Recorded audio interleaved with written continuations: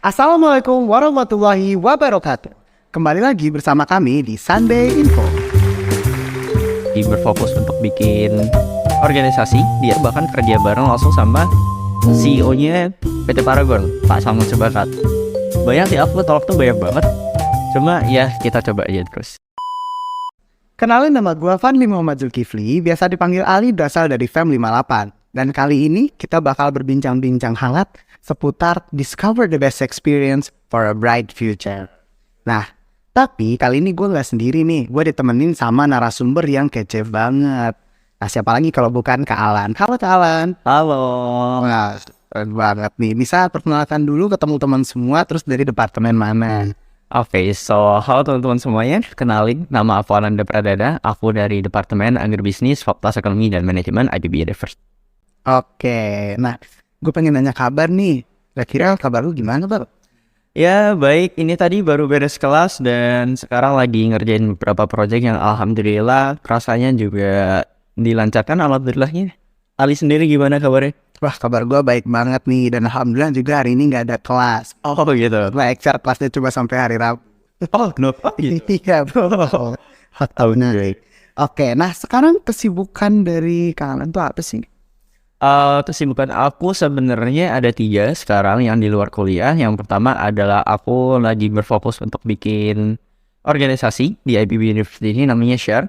Share ini organisasi yang memadukan antara Duel and Do Good. Duel itu yang berfokus kepada NGO atau non-government organization, yang berfokus kepada sosial, dan ini berfokus juga ke skill set company. Jadi kita lebih fokusnya ke business acumen-nya gitu, ke business sense.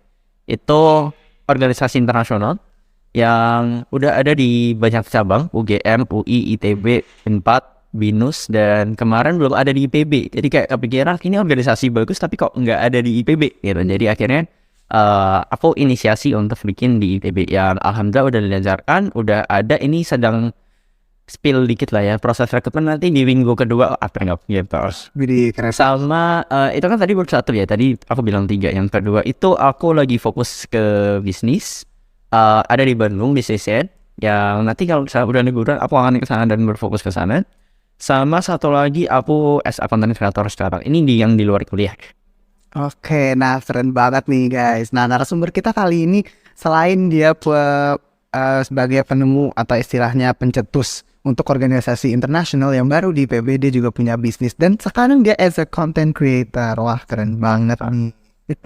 Oke, nah sekarang kita masuk ke pertanyaan pertama. Gue sebenarnya curious nih Bang. Pasti teman-teman yang di sana juga curious nih. Selama menjadi mahasiswa di IPB University, hal-hal apa aja sih yang udah lu lakuin selama ini?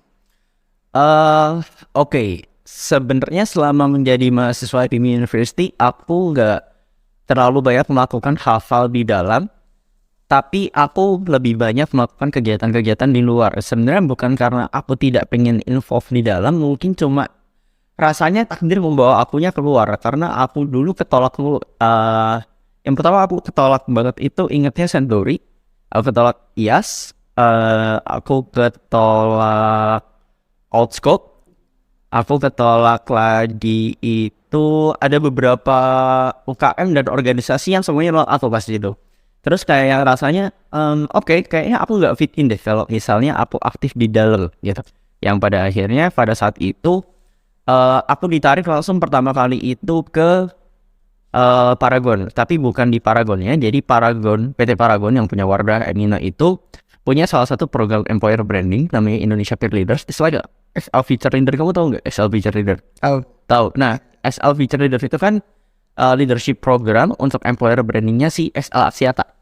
Nah, kalau yang aku kemarin itu namanya Indonesia Peer Leaders, itu di bawahnya PT Paragon. Persis sama bentuknya. Cuma itu di bawahnya PT Paragon aja kemarin. So kemarin aku ditarik ke sana. Yang pertama, aku 2 periode di sana, SL Operation Associate sama Content Strategis. Jadi agak beda ranah bidang sama sekali. Cuma ya itu, aku dari situ sangat aktif banget. Kayak aku mendapatkan banyak hal di sana dan aku bahkan kerja bareng langsung sama CEO-nya PT Paragon, Pak Samun Sebakat. Aku meeting sama dia kayak oke, kita kayaknya arahnya ke depan mau seperti ini, dan itu sangat menarik sih.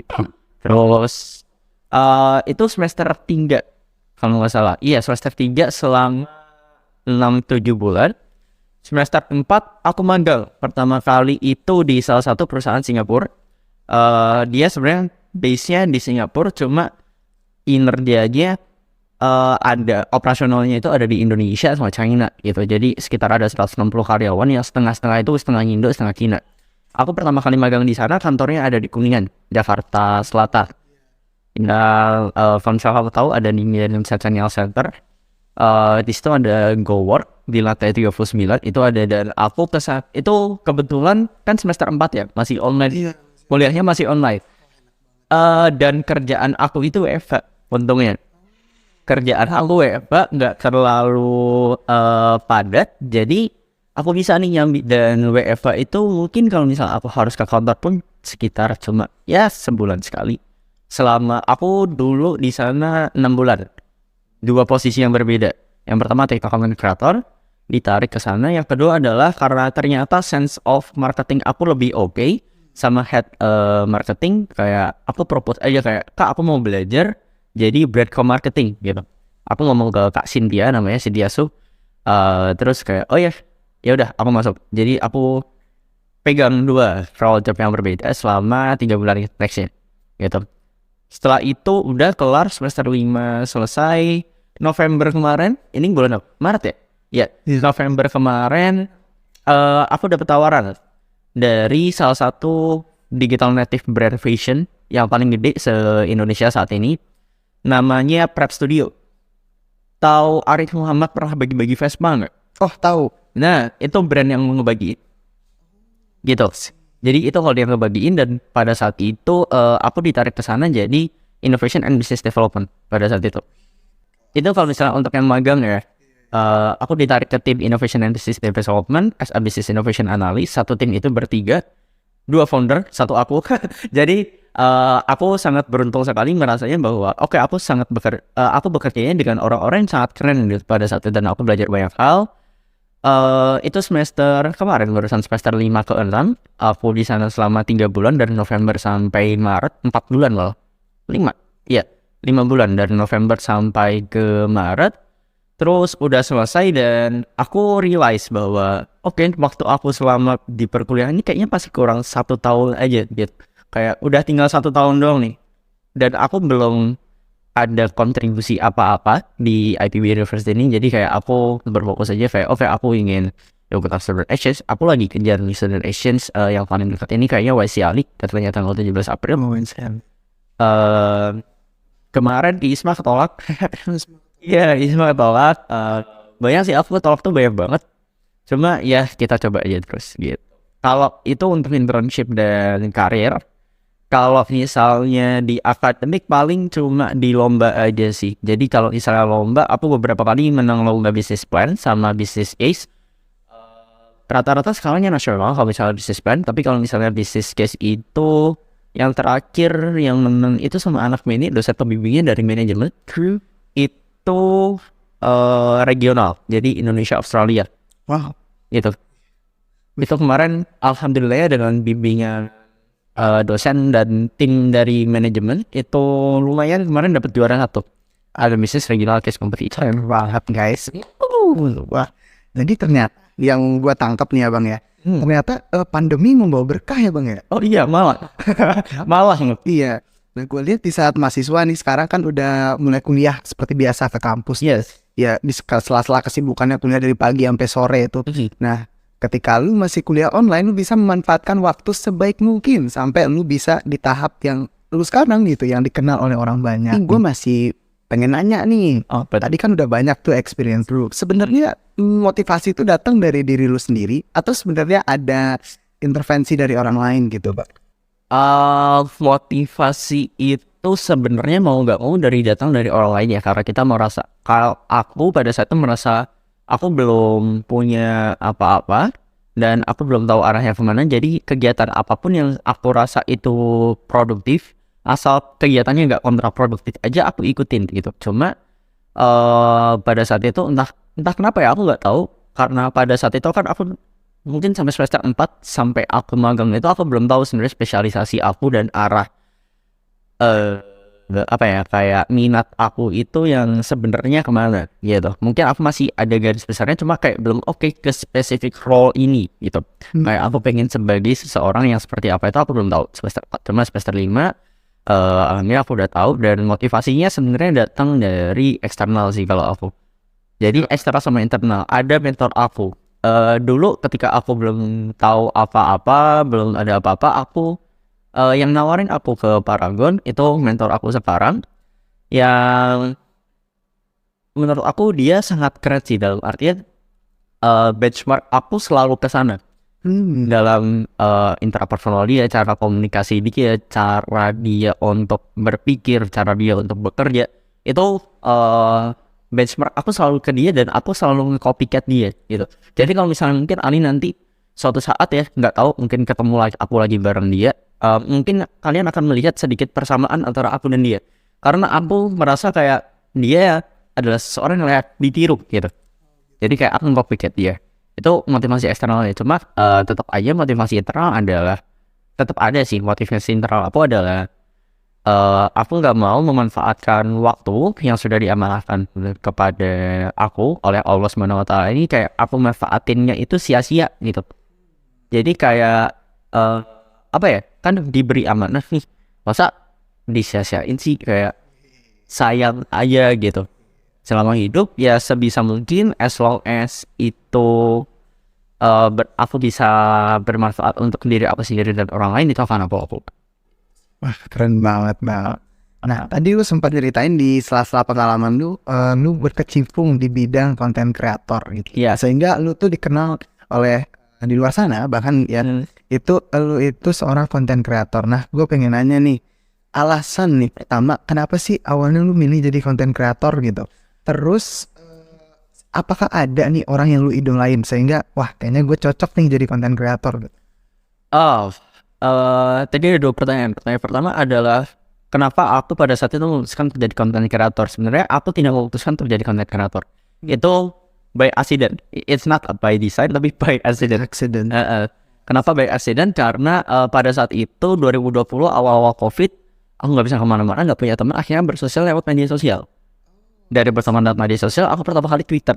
Wah, Pertama kali Twitter kan ada mutualan nih, buat mutualan gitu ya. Banyak mutualan, temen ngobrol gitu kan. Dan pada saat itu aku ngejar untuk masuk kuliah. Jadi ada teman-teman yang satu visi nih, kayak oke, teman-teman yang ingin masuk kuliah gitu. Jadi kita belajar bareng. Ada komunitasnya lebih ke komunitas non official, tapi sering diistilahkan ambiswers dulu. Gitu, dan aku aktif di sana. Aku itu tipikalnya kalau misalnya belajar harus ngajarin orang, dan pada saat itu aku nggak ada yang diajarin. Jadi iseng aja aku punya tripod pada saat itu tuh. Aku punya tripod ini tuh kayak aku shoot ke bawah gitu. Aku ngajar matematika pakai kertas sama tangan. Aku ngajar kayak ini konsepnya matematika tuh kayak gini. Ini aku ajarin, aku upload ke Twitter lah. Kayak harapannya nggak berharap sih, kayak oh ya udah, yang penting aku udah ngajarin orang gitu. Dan unexpected itu meledak banget. atau boom. Ya itu aku lupa, kalau nggak salah hampir 50.000 likes. Wow, Pada saat itu, dan itu pertama banget. 2000 like. Iya. Gokil. Dan itu di Twitter followers aku yang awalnya cuma puluhan ratusan, itu kalau nggak salah bisa hampir sampai 4.000 5.000 pada saat itu ya. Dan aku kayak yang wow, oke, ini ternyata banyak yang interested, banyak yang terbantu oleh aku gitu. Aku merasa ya, dan ya udah, itu aku terusin sampai 2021, lanjut sampai sekarang tuh.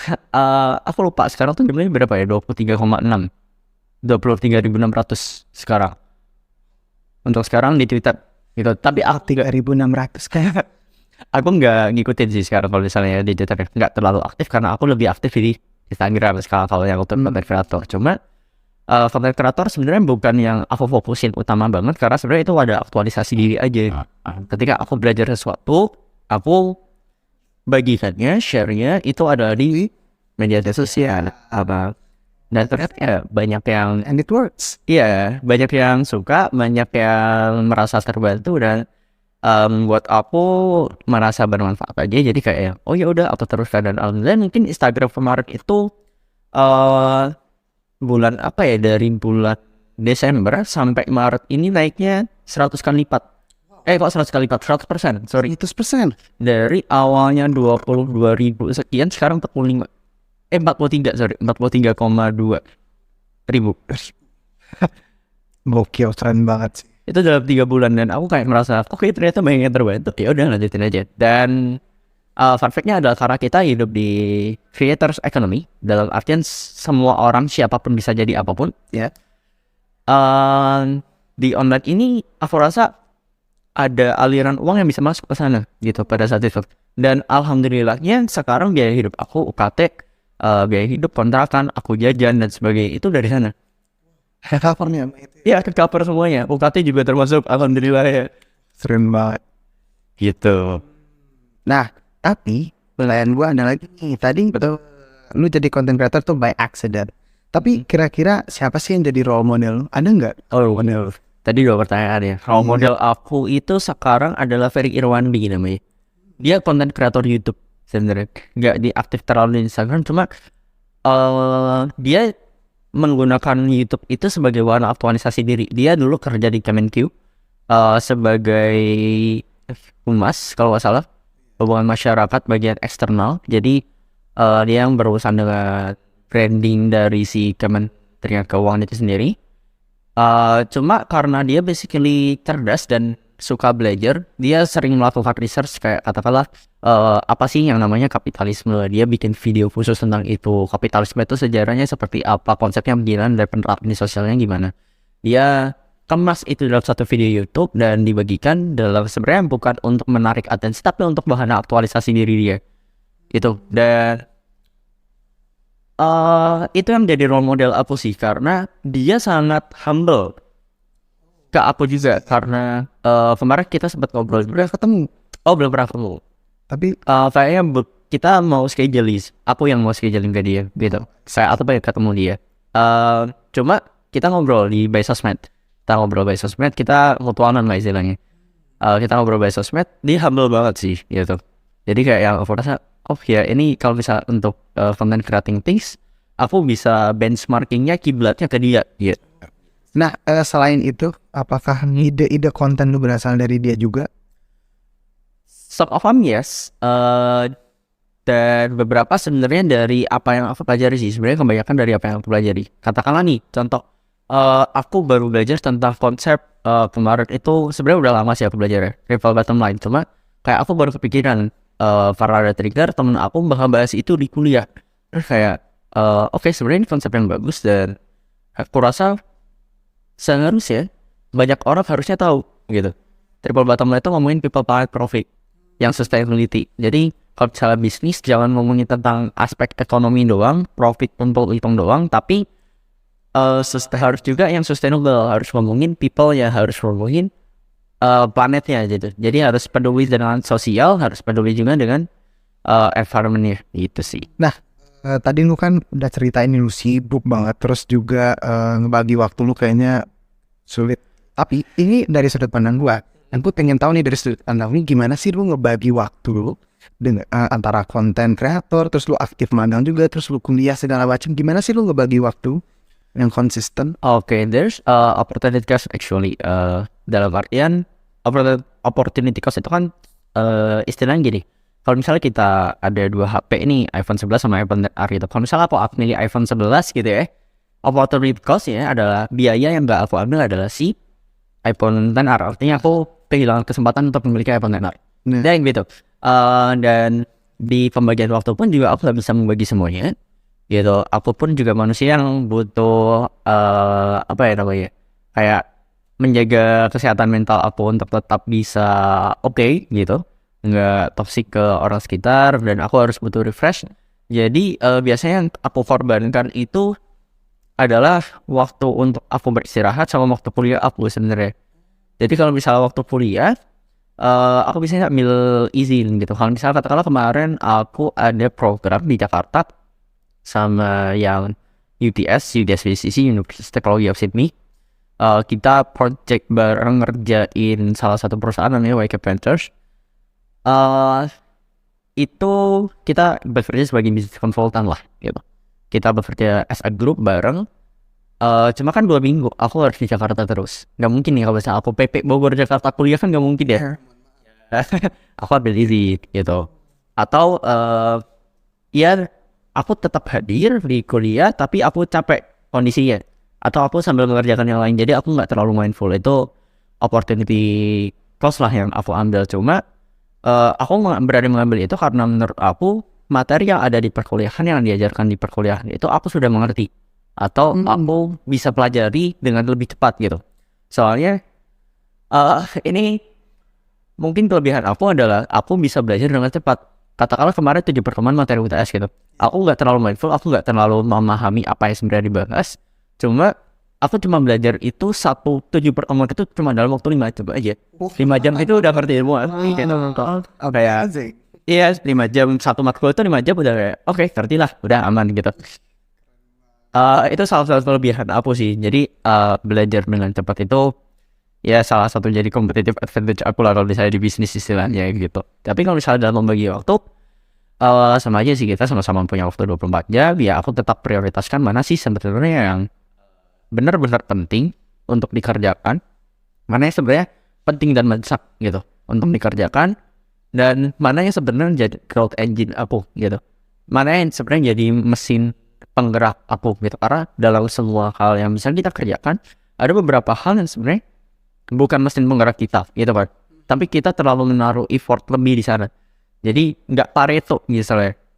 Pareto itu yang 20% menghasilkan 80% gitu. Jadi aku selalu berfokus kepada oke, mana sebenarnya yang bisa aku fokusin 20% dari semua hal kegiatan aku.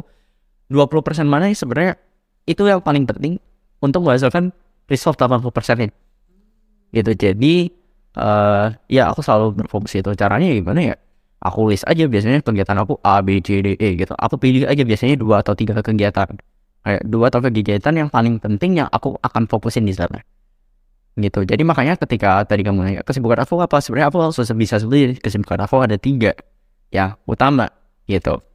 Karena itu dari aku udah shortlist mana yang sebenarnya paling oke untuk dikerjakan gitu sih. Oke, nah teman-teman, jadi yang gue tangkap nih, kita tuh harus fokus dan tentukan skala prioritas. Bener ya? Itu betul bang. Oke, nah lanjut ke pertanyaan selanjutnya. Nah, kalian tuh pernah mengikuti kegiatan program magang di Desti Commerce dan jadi bagian dari tim Creator Strategist di PT Paragon Technology and Innovation. Yes. Nah, boleh nggak ceritain apa aja sih yang didapat dalam kegiatan tersebut? Gue penasaran nih. Banyak sih.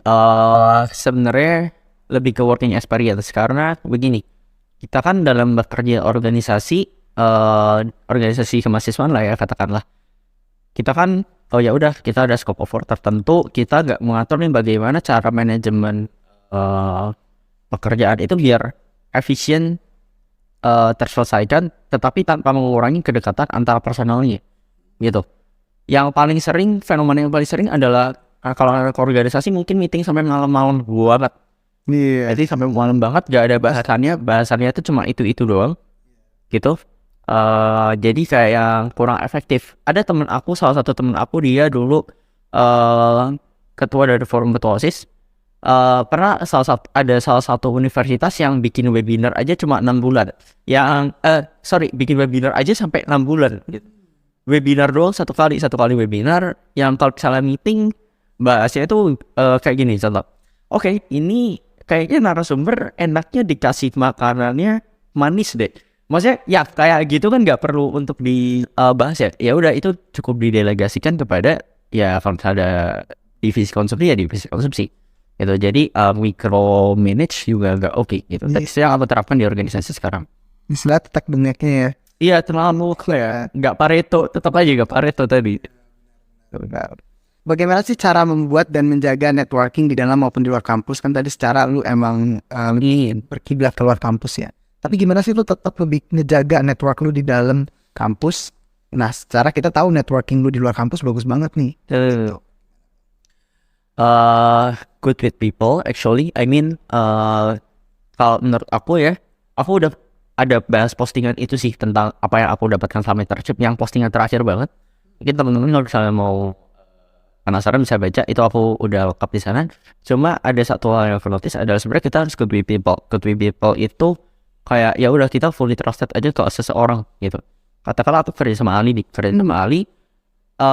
daripada aku curiga kayak Aling sebenarnya nggak ya kalau misalnya aku delegasiin tugas ini kayaknya nggak oke deh, kalau kayak terlalu banyak kecurigaan di sana, jadi kayak nggak perform well dan nggak ada trust satu sama lain gitu, nggak ada kata-kata interpersonal. Trust issue. Iya, jadi salah satu cara yang paling cepat adalah menganggap semua orang itu baik. Kayak ya udah, tapi dari situ kayak kita vibes-nya juga baik gitu, karena ketika kita memikirkan sesuatu dengan baik, dunia itu kan bekerja tergantung bagaimana cara kita mempersepsikan sesuatu ya, Ya, gitu. Jadi ya udah, ketika kita mempersepsikan sesuatu itu dengan baik, rasanya itu semua akan berjalan dengan baik aja, gitu. Aku fully trust ke orang ketika aku belajar sama orang atau ketika aku bekerja sama orang, ya udah, aku full trust aja ke mereka. Intinya sebenarnya kalau misalnya work with people ada 3 sih. Yang pertama adalah kalian ini harus mengenal yang namanya toleransi, harus mengenal yang namanya kompensasi, sama harus mengenal yang namanya kompromi. 3 itu aja gitu. Karena dalam batas-batas sosial kita kan nggak ada nilai-nilai yang sama gitu. Contoh nih, katakanlah aku sama Ali gitu. Katakanlah Ali itu menganggap bahwa minuman keras itu ya udah aja gitu, santai aja gitu, kayak santai madu aja, kayak ya udah nggak apa-apa lah gitu. Sedangkan aku nggak. Nah, kita punya personal value yang beda nih di sini. Nah, ya dalam punya personal value yang beda, apakah aku harus menjauhi? Nah itu pilihan sih sebenarnya. Cuma kalau aku sendiri pilihannya adalah nggak, dengan tidak menjauhi dan oh ya udah itu beda, toleransi aku ya kamu. Gitu. tahu. Ya itu toleransi. Jadi ada hal yang bisa dibatas ditoleransikan. Kalau misal kompromi, katakanlah aku sama Ali bekerja dalam suatu organisasi, tapi Ali itu kasarnya bego banget dalam mengerjakan hal-hal yang strategikal gitu. Kamu jagonya ya udah eksekusi taktis, kamu punya daya eksekusi yang oke gitu.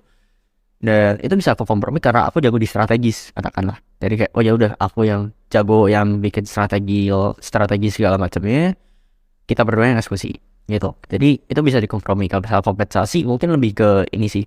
Kalau misalnya ada sesuatu yang aku melakukan salah atau apa, aku harus melakukan kompensasi untuk menutupi hal itu gitu. Jadi kalau misalnya katakanlah nanti teman-teman di organisasi, berkuliahan, di internship, di pekerjaan itu melakukan salah, hal yang bisa kalian lakukan adalah ya dengan meminta maaf, berbicara secara asertif apa yang kalian rasakan, dan future aspiration atau apa yang kalian akan lakukan ke depannya agar tidak mengulangi itu lagi gitu. Jadi apa yang bisa kalian berikan kompensasinya gitu. Oh ya udah, karena katakanlah aku ngeberantakin sesuatu, aku kompensasinya adalah oh ya aku akan memperbaiki itu semua dengan diriku sendiri dan aku nggak akan mengulangi itu. Cukup itu aja. Dan ya trying to be better every day itu cukup sih. Jadi kayak 3 kunci itu kalau misalnya mau work with people with a good way, itu cukup sih. Talking about try to be good every day, tapi Okay. pasti di saat kesuksesan lu yang sekarang, apa yang kita lihat, nah, lu tuh pernah nggak sih merasa gagal gitu? Perlu, pasti baru kemarin. Kemarin. Nah, kira-kira gimana cara lu ngatasin kegagalan itu? Lakuin. Jadi kemarin aku daftar salah satu organisasi yang bagus di itu, kayak leadership program, tapi dari McKinsey Consulting.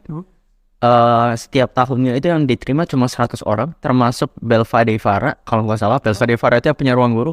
Ruang Guru itu projectnya itu. Project dari si WLI itu. WLI itu Young Leaders for Indonesia. Ruang Guru itu jebolan sih itu tuh. Yang sampai sekarang ternyata jadi gede banget. Belva Devara dulu itu. 1 tahun yang diterima cuma 100 orang. Kemarin aku mencoba daftar itu, aku udah pede banget. Aku udah mentoring ke sana ke sini, aku udah bikin esai. Itu aku bikin esai ada kali 2 minggu, 3 minggu. Ya aku revisi. Aku udah full effort ke sana, cuma ternyata ketolak gagal. Terlepas ketolak gagal, padahal kan kedepannya aku kayak oke, kalau misalnya aku terima ini, berarti aku harus meluangkan waktu untuk ini nih gitu. Kayak oke, aku harus meluangkan waktu ini. Ada beberapa opportunity cost yang aku buang gitu untuk demi si ini gitu. Demi bikin jaring, kalau misalnya aku terima ini, aku ada waktunya, ada energinya, dan ada kesempatan nih gitu untuk full effort di sana. Cuma ternyata aku tolak. Pada saat ketolak itu, plan ke depan aku hancur dong gitu. Kayak ya padahal aku plan ke depan pengen A B C D E dengan ini, nanti aku pengen bikin BLT program kayak gini, BLT program kayak gini, cuma ternyata gagal. Ya udah, merasa gagal, iya capek, iya, karena itu hampir sebulan aku ngerjain itu loh. Jadi kayak oh ya udah, kita jangan terlalu berfokus kepada sana, instead of apa opportunity lain yang bisa kita kerjakan lagi gitu ke depannya. Gitu aja sih. Jadi kalau aku mungkin kayak kalau istilah Jawanya legowo kali ya. Kayak legowo gitu. Ya udahin aja gitu kayak oh ya udah deh gitu. Ya wes lah gitu. Ya wes lah. Kan tadi padat banget ya kegiatan kayak apalagi lu pasti juga ada pernah ngerasain kegagalan dan pasti lu pernah ngerasain namanya lelah. Nah di saat lu ngerasa di saat lelah, kira-kira ada gak sih yang namanya support system atau gimana cara lu ngilangin rasa lelah tersebut? Oke. Aku pada penasaran nih pemirsa. Support system ada pasti. Kalau aku lebih ke ini sih, lebih support system aku itu melakukan sesuatu yang aku inginkan. Aku paling suka itu mungkin lebih ke ini sih. Sesimpel aku ke Indomaret Point beli jajan yang aku suka, yang enak-enak.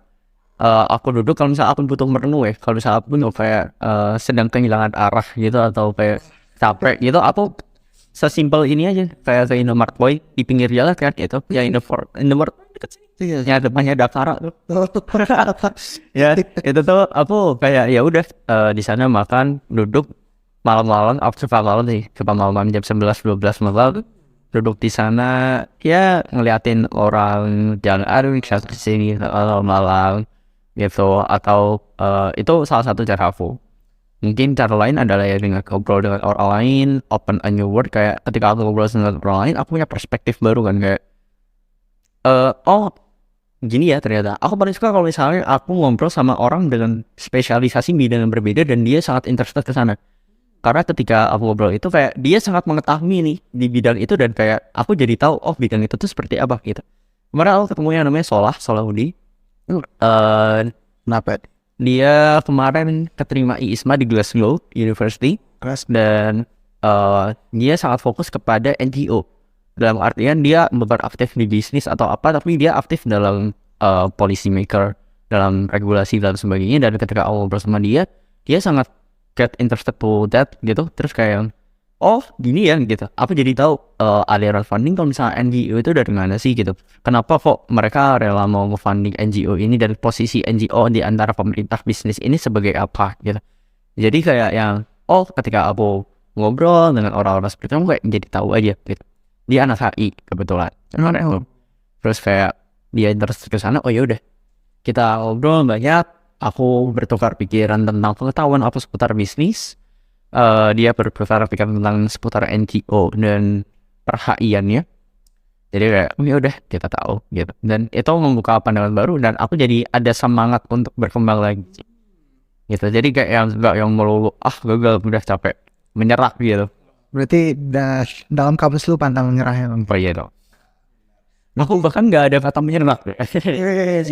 Nah itu patut untuk ditiru tuh teman-teman. Kata-kata tidak menyerah itu kayaknya agak berat deh. Menyerah itu apa?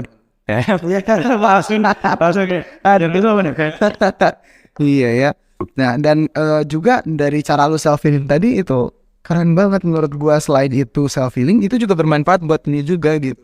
Lu bisa bertukar pikiran dan itu bisa open your mind gitu terhadap other perspectives gitu. Iya. Keren banget gitu. Dan teman-teman bisa di luar sana bisa banget nih nyontok dan bisa berpedoman ke Yes, tapi cukup ambil baik-baiknya aja ya. Kalau misalnya ada buruk-buruknya, nggak mungkin aku manusia yang punya sisi buruk juga. Jadi kalau misalnya kalian kebetulan melihat aku dengan sisi buruknya, tolong jangan ditiru aja, ambil yang baik. Iya benar, karena kita harus melihat sisi yang baik-baiknya banyak. Tapi kayaknya di lu gak ada sisi buruknya sih. Oh, Angle kiri itu kanan bagus. oke. Kalau di Instagram mungkin ya. Iya.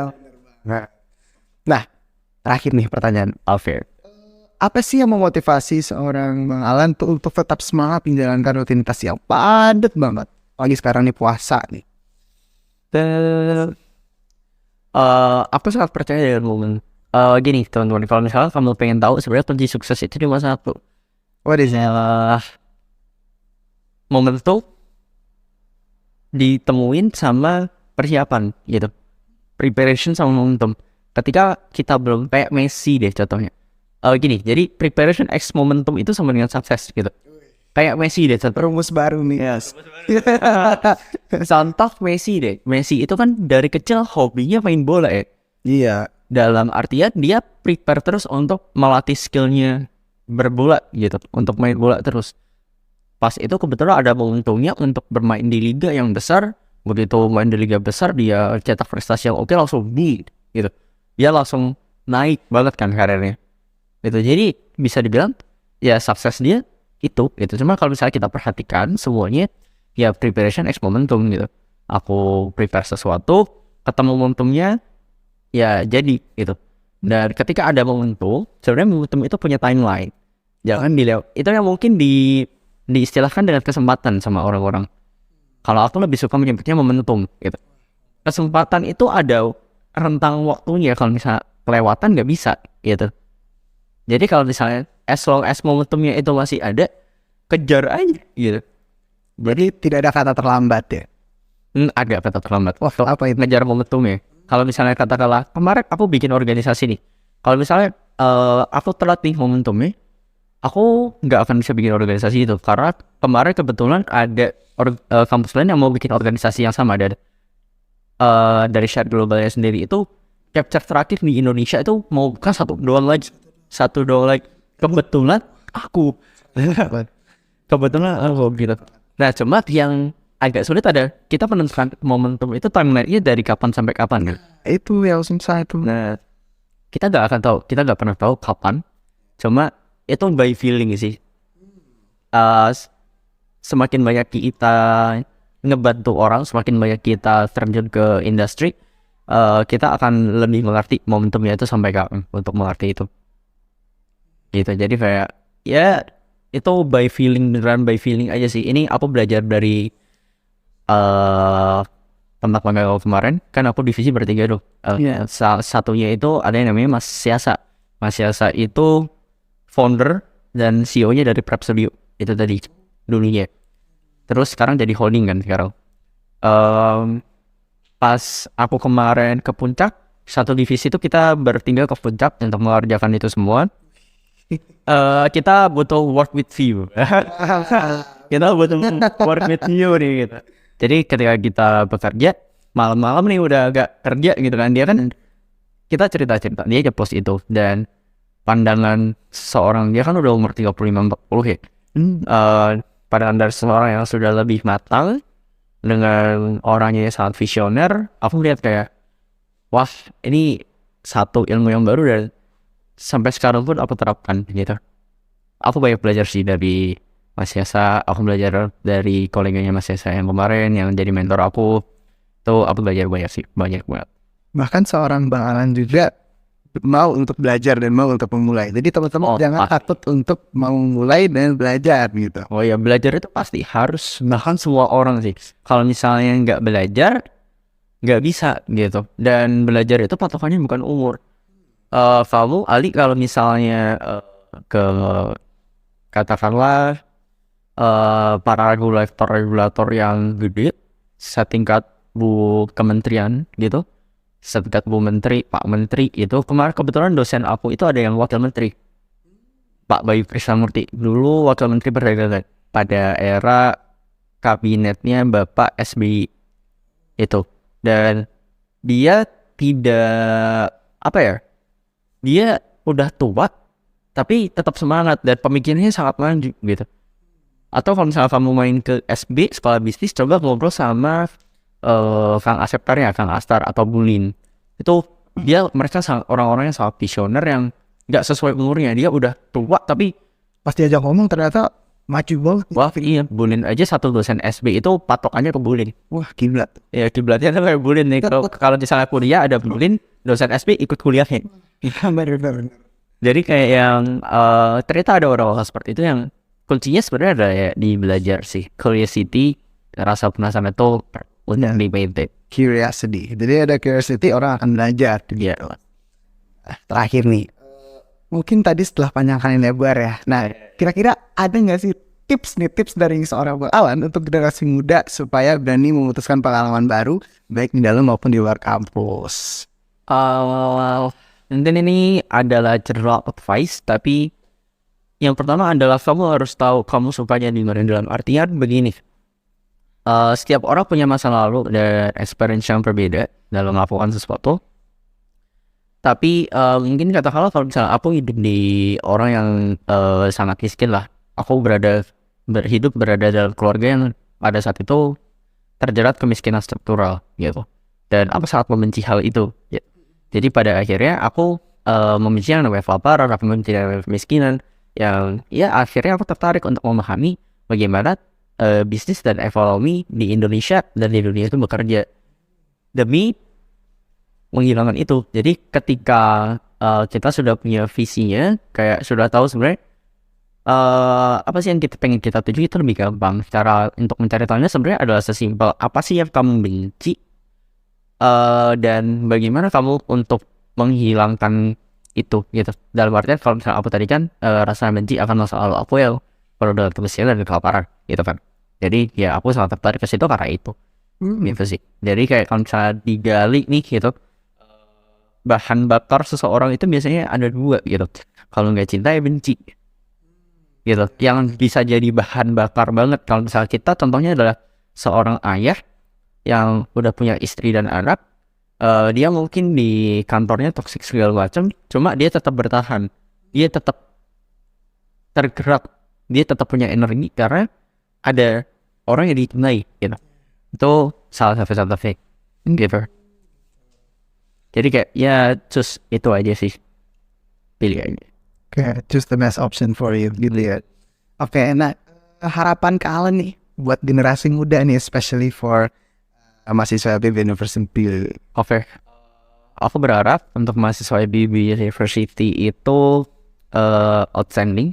Kemarin sebenarnya ada apa ya, kayak persepsi bahwa IPB itu orang-orangnya terlalu kaku, IPB itu orang-orangnya terlalu apa ya, nggak bisa diajak untuk growth secara pemikiran. Nah, sempat denger. Iya, itu kemarin aku ngobrol sama si level yang di kampus, yang di tempat companyku kemarin, dan dia minta ada syarat orang lain nggak buat internship, kamu coba tarik orang dong gitu. Ketika aku ada sih kayaknya teman aku yang dari IPB gitu, ya nolak, aku nggak mau dari IPB, coba cari dari yang lain. Kenapa? Begitu aku tanya, ternyata ada persepsi-persepsi yang seperti itu. Cuma ya alhamdulillahnya untuk IPB kemarin karena dia melihat seperti itu, melihat kinerja aku yang oke bla bla bla segala macam, dia bilang ke aku gitu, aku berubah pikiran nih tentang IPB gitu. Alhamdulillahnya ya. Jadi kayak udah ada aku sudah membuatkan jalur nih untuk adik-adik tingkat aku kalau misalnya mau masuk ke sana, setidaknya sudah ada persepsi yang berubah dari sana untuk IPB ya. Iya, ya lagi juga ya guys ya. Iya. Dan harapan aku ini sih, kalian hidup dengan bahagia dengan segala apapun yang kalian lakukan, dan bahagianya di sini adalah kalian benar-benar tidak menyesali pilihan-pilihan itu gitu. Dalam artian apalagi ya, manfaatkan waktu sebaik-baiknya lah untuk kamu mengimprovisasi diri kamu sendiri gitu.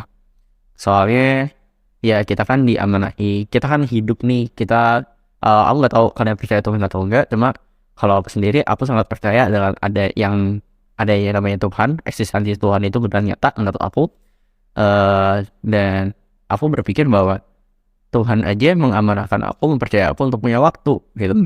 Kalau misalnya Tuhan nggak percaya ke aku untuk punya waktu, mungkin ditarik sekarang juga bisa gitu. Iya. Cuma pada saat aku bangun tidur, aku selalu mikir kayak, oh aku masih hidup ya gitu. Aku masih punya nafas, aku masih bernafas nih, berarti kayak masih dipercaya. Ketika dipercaya, ya udah, manfaatin semuanya 24 jam yang kalian punya itu untuk diri kalian gitu, untuk diri kalian dan orang lain maksudnya.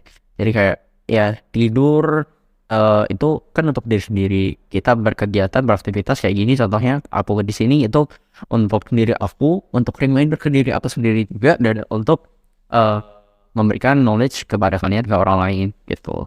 Jadi kayak sebenarnya itu aja sih kayak harapan aku untuk generasi muda saat ini ya, untuk Gen Z lah istilahnya. Oke, nah semoga harapan-harapan Bang Alan tadi itu jadi harapan kita bersama ya. Semoga nanti terrealisasi dan untuk kemajuan IPB ke depannya gitu. Nah, terima kasih buat Pak Alan yang udah nemenin kita pada kesempatan kali. Yes, terima kasih banyak. Juga kayaknya teman-teman nih pada kepo ya sama Instagram lu. Kayak misalnya dikasih tahu Instagram lu gitu. Ada Instagram aku bisa ditulis aja sebenarnya kalau misalnya kalian ketik Alan Dinda Pradana juga muncul, cuma namanya itu @alan, Alannya itu ALAND, Alan Pradana, itu pasti lucu. Keren. Jangan lupa di follow ya guys ya. Oke. Oke, makasih banyak Bang udah nemenin kita pada siang kali ini, and thank you for watching. See you in the next Sunday info and I'll see you soon. Bye. Bye.